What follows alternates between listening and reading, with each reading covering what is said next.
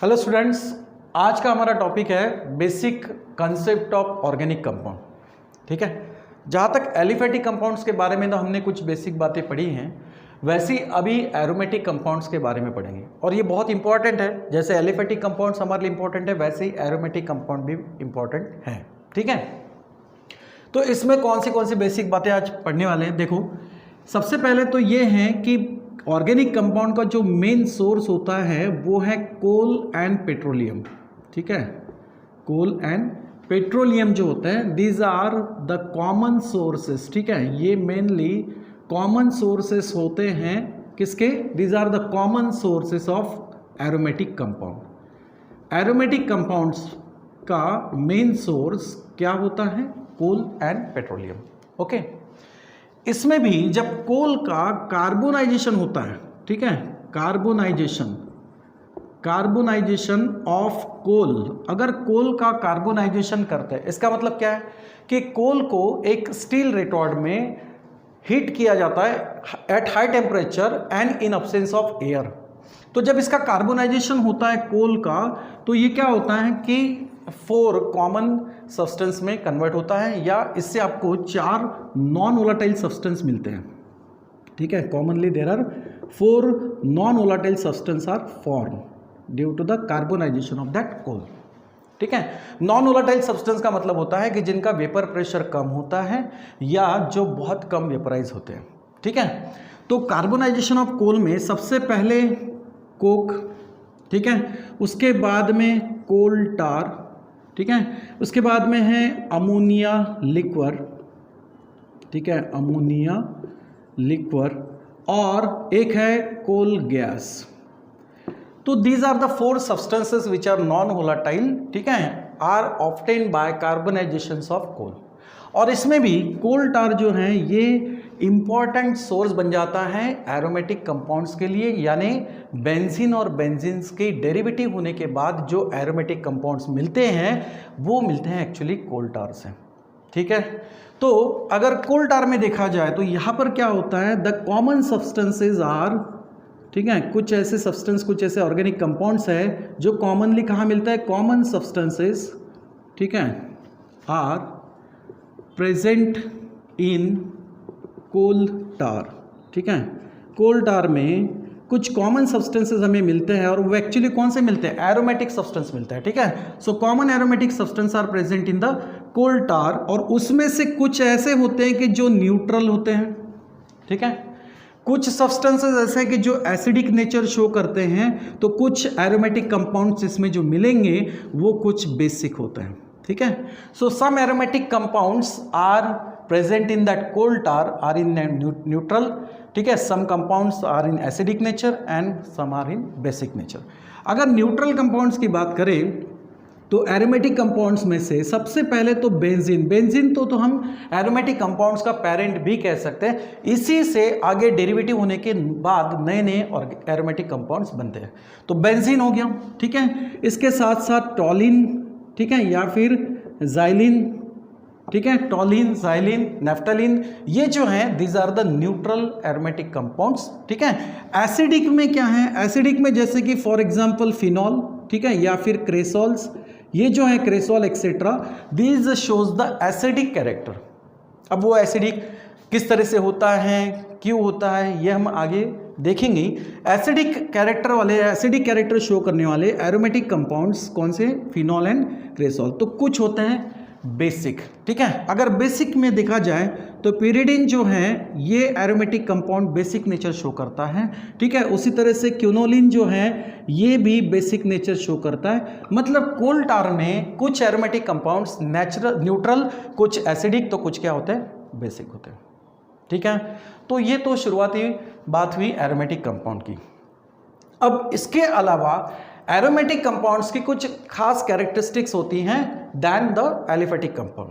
ठीक है, तो एरोमेटिक कंपाउंड्स की कौन कौन सी कैरेक्टरिस्टिक्स होती है? ठीक है, characteristics of aromatic compound,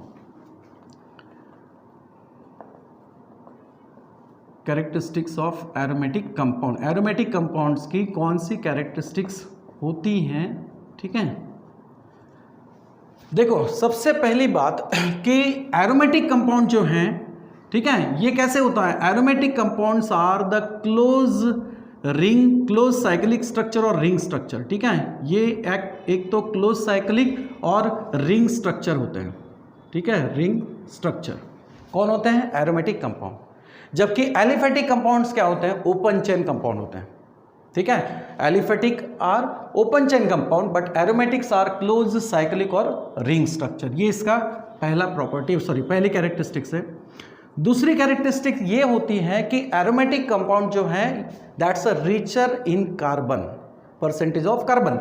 aromatic compounds में कार्बन परसेंटेज जो है वो ज़्यादा होता है, मतलब द कार्बन रिचर, ये जो होते हैं ये कार्बन रिचर होते हैं। मतलब क्या होता है? इनमें परसेंटेज ऑफ कार्बन जो होता है वो ज़्यादा होता है, हाई कार्बन परसेंट। ठीक है, या परसेंटेज ऑफ कार्बन, यहाँ पर हाई परसेंटेज ऑफ कार्बन होता है किसमें? एरोमेटिक कंपाउंड में। जैसे कि फॉर एग्जांपल अगर C6H6 जिसको हम बेंजीन कहते हैं, ओके, तो बेंजीन में अगर देखा जाए इसमें तो 92.3% ऑफ कार्बन होता है।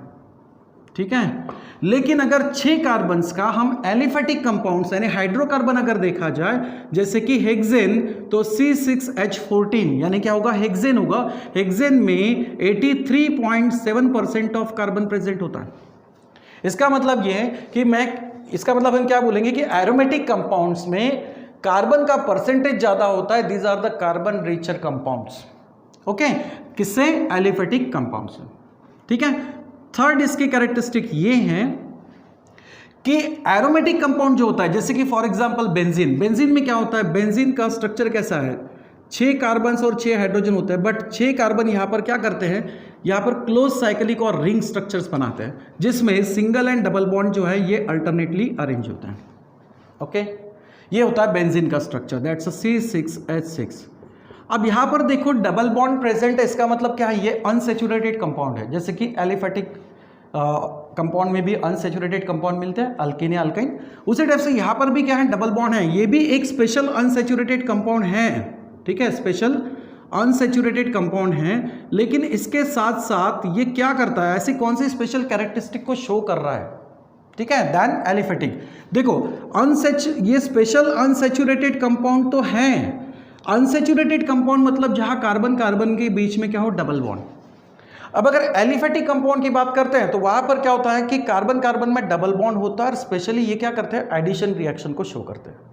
लेकिन यहां पर एरोमेटिक कंपाउंड में डबल बॉन्ड नेचर तो है, अनसेचुरेटेड भी है, बट कैसे हैं? The specially unsaturated and unsaturated के साथ साथ स्टेबल भी होते हैं। एंड शोज, और क्या शो करते हैं खास तौर से? शोज द सब्स्टिट्यूशन रिएक्शन, जबकि aliphatic compounds generally addition reactions को शो करते हैं जो अनसेचुरेटेड है। लेकिन यहां पर क्या है? एरोमेटिक कंपाउंड अनसेचुरेटेड होता है, स्टेबल भी होता है और साथ में एडिशंस भी शो कर सकता है, ऐसा नहीं कि करेगा नहीं, लेकिन कॉमनली अगर देखा जाए या मोर केसेस में वो सब्स्टिट्यूशन रिएक्शंस को ज्यादा शो करता है, जो कि एलिफेटिक नहीं करेगा।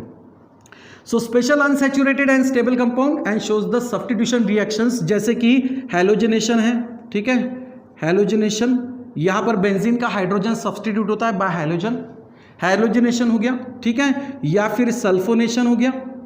ठीक है, सल्फोनिक ग्रुप से भी यहां पर सब्स्टिट्यूशन होता है, सल्फोनेशन। ठीक है, या फिर नाइट्रेशन, लाइक दिस। तो ये जो है ऐसी कुछ रिएक्शंस है जो सब्स्टिट्यूशन रिएक्शंस हम कहेंगे शो करता है कौन? एरोमेटिक कंपाउंड, जो कि क्या है? अनसेचुरेटेड है। ठीक है, जबकि एलिफेटिक में मैंने क्या कहा कि ज्यादातर एलिफेटिक में और अनसेचुरेटेड कंपाउंड में एडिशन रिएक्शन शो होती है। ये तो एडिशन रिएक्शन भी शो कर सकता है। ठीक है, दूसरा है एडिशन रिएक्शन शो कर सकता है, लेकिन ज्यादा से ज्यादा क्या रिएक्शंस होती है? सब्स्टिट्यूशन रिएक्शंस में होती है। अब बेंजीन से यहां पर डेरिवेटिव होने के बाद बहुत सारे आपको एरोमेटिक कंपाउंड मिलते हैं। डेरिवेटिव मतलब क्या होता है? यहां से बेंजीन से हाइड्रोजन सब्स्टिट्यूट होता है। हर कार्बन में यहां पर क्या होता है? 6 कार्बन, हर कार्बन के पास में एक हाइड्रोजन प्रेजेंट होता है और वही हाइड्रोजन सब्स्टिट्यूट होता है बाय दैट फंक्शनल ग्रुप और सब्स्टिट्यूएंट ग्रुप, उसी को हम डेरिवेटिव कहते हैं। तो जब बेंजीन का डेरिवेटिव होता है और ऐसे कुछ एरोमेटिक कंपाउंड मिलते हैं, जैसे कि हाइड्रोक्सिल डेरिवेटिव अगर आप बेंजीन करते हो, हाइड्रोक्सिल डेरिवेटिव ऑफ बेंजीन, ठीक है, हाइड्रोक्सिल डेरिवेटिव ऑफ बेंजीन, अगर बेंजीन का हाइड्रोजन हाइड्रोक्सिल ग्रुप से अगर सब्स्टिट्यूट होता है, जैसे कि OH, इसको कहते हैं फिनॉल, ठीक है, दैट मीन्स फिनॉल, फिनॉल, ठीक है। यहां पर क्या होता है, बेंजीन पे हाइड्रोक्सिल ग्रुप अटैच होगा, दैट्स अ फिनॉल। अब ये फिनॉल क्या होता है, actually this hydroxyl derivative of benzene shows acidic nature, is acidic nature, ठीक है, ये एसिडिक नेचर शो करता है, ओके। लेकिन अगर यही हाइड्रोक्सिल ग्रुप किसी एलिफेटिक कंपाउंड में हो, जिसको हम अल्कोहल कहते हैं, वो एक्चुअली न्यूट्रल होता है। तो hydroxyl derivative of benzene that means phenol is acidic in nature, whereas, ठीक है, whereas in case of aliphatic compound की बात करेंगे, इन केस ऑफ एलिफेटिक, ठीक है, in case of aliphatic compound, ठीक है, विच गिव्स अल्कोहल, ये क्या देगा, एक्चुअली अल्कोहल देगा, और वो कैसे होता है, which gives alcohol is neutral, ठीक है, यहां पर जो अल्कोहल वो बनाएगा, which gives alcohol is neutral, alcohol generally क्या होता है, न्यूट्रल होता है, ठीक है, इस तरीके से। तो hydroxyl derivative of benzene that means phenol is acidic in nature, whereas in aliphatic compounds which gives the alcohol, कैसे, जब वो डेरिवेटिव करेगा, हाइड्रोजन वहां से सब्सटीट्यूट करेगा अल्केन से, यानी हाइड्रोकार्बन से, हाइड्रोजन अगर सब्सटीट्यूट होता है, हाइड्रोक्सिल ग्रुप अटैच होता है, जिसको हम अल्कोहल कहते हैं, वो क्या होता है, न्यूट्रल होता है।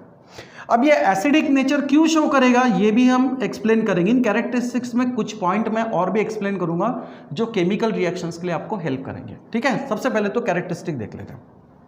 हाइड्रोक्सिल डेरिवेटिव ऑफ बेंजीन क्या होता है, एसिडिक नेचर। नेक्स्ट जो है एट्स अ बेसिक, अगर हम बेसिक देखते हैं, मतलब क्या होगा कि एरोमेटिक अमाइन, ठीक है, एरोमेटिक अमाइन का मतलब क्या होता है कि एरोमेटिक कंपाउंड्स में डेरिवेटिव होगी अमाइनो ग्रुप से। सो एरोमेटिक अमाइन ये जो होता है is less basic than the aliphatic amine. Aliphatic amine से एरोमेटिक अमाइन जो है ये लेस बेसिक होता है, ठीक है, देन एलिफेटिक अमाइन। अब ये भी क्यों होता है, ये भी हम डिस्कस करेंगे, ठीक है। तो aromatic amine is less basic than the aliphatic amine, इसको इन कैरेक्टरिस्टिक्स को आगे हम डिटेल एक्सप्लेन करेंगे, ठीक है। इसके अलावा भी एक प्रॉपर्टी ऐसी है कि जैसे मैंने कहा कि सब्स्टिट्यूशन रिएक्शन होती है और इसके लिए सब्स्टिट्यूएंट ग्रुप अटैक करेंगे बेंजीन पे, जैसे कि क्लोरीन हुआ, ब्रोमीन हुआ, ठीक है। ये सब्स्टिट्यूएंट बेंजीन को क्या करते हैं, अटैक करके हाइड्रोजन को सब्स्टिट्यूट करते हैं। और मान लो कि अगर ये ग्रुप बेंजीन रिंग को अटैक करके सब्स्टिट्यूएंट कंपाउंड बना रहे हैं, जैसे कि मोनोहैलोजन, ठीक है, मोनोहैलोजन डेरिवेटिव, मोनोहैलोजन का मतलब होगा एक ही halogen. So monohalogen derivative of aromatic compound, जैसे कि बेंजीन, अगर बेंजीन का यहाँ पर मोनोहैलोजन डेरिवेटिव होता है, इसका मतलब बेंजीन को अगर एक हाइड्रोजन सब्स्टिट्यूट करके यहाँ पर कोई भी हैलोजन जैसे कि क्लोरीन अटैच होता है, तो ये कंपाउंड क्या कर रहा है, यहाँ पर सब्स्टिट्यूशन रिएक्शन शो कर रहा है। लेकिन कैसे होता है, ये कंपाउंड होता है इज लेस रिएक्टिव, ये लेस रिएक्टिव होता है किससे, than alkyl halide, than alkyl halide. अब ये अल्किल हैलाइड क्या है, जैसे कि आप अल्केन को जनरली बताते हो RH से। अब इसका मान लो एक हाइड्रोजन सब्स्टिट्यूट हुआ है क्लोरीन से, तो आपको मिलेगा RCl। अब ये RNA होता है अल्किल और Cl को हम बोल सकते हैं कॉमनली हैलाइड, तो ये हो गया अल्किल हैलाइड। लेकिन इससे यहाँ पर क्या होता है, लेस रिएक्टिव होता है। अब देखो ये जो है लेस रिएक्टिव क्यों होता है, ये लेस बेसिक क्यों होता है, फिनॉल एसिडिक नेचर में क्यों होता है, इनके पीछे खास रीजन है बेंजीन का रेजोनेंस, वो भी हम देखेंगे कि भाई रेजोनेंस किस तरह से बनता है। तो यहाँ पर कुछ ऐसी कैरेक्टरिस्टिक हमने बेसिक कैरेक्टरिस्टिक देखा जो एलिफेटिक से थोड़ा डिफरेंटली एरोमेटिक कंपाउंड शो करते हैं, और इसके साथ और भी नेक्स्ट कैरेक्टरिस्टिक्स है, ठीक है, जो है एरोमेटिसिटी, ठीक है, एरोमेटिसिटी ऑफ बेंजीन। बेंजीन का एरोमेटिसिटी, या फिर बेंजीन नहीं बोलेंगे, यहाँ पर एरोमेटिक कंपाउंड बोलेंगे। हम डिफरेंट एग्जांपल्स लेंगे और जहाँ से एरोमेटिसिटी को एक्सप्लेन करेंगे। सो एरोमेटिसिटी ऑफ एरोमेटिक कंपाउंड, ठीक है, एरोमेटिक कंपाउंड ये है नेक्स्ट कैरेक्टरिस्टिक्स, लेकिन इसको हम आगे डिटेल पढ़ेंगे, ठीक है। यहाँ पर यूकेल जो है वो अप्लाइड होता है, तो नेक्स्ट हम इसको आगे डिटेली पढ़ेंगे, ठीक है। यहाँ तक जो बेसिक मैंने यहाँ पर कैरेक्टरिस्टिक बताई, इनको अच्छे से ध्यान में रखना, और इसको ये बहुत काम आएगा आगे की केमिकल रिएक्शंस के लिए, ठीक है। तो आगे का पार्ट हम नेक्स्ट क्लास में देखेंगे।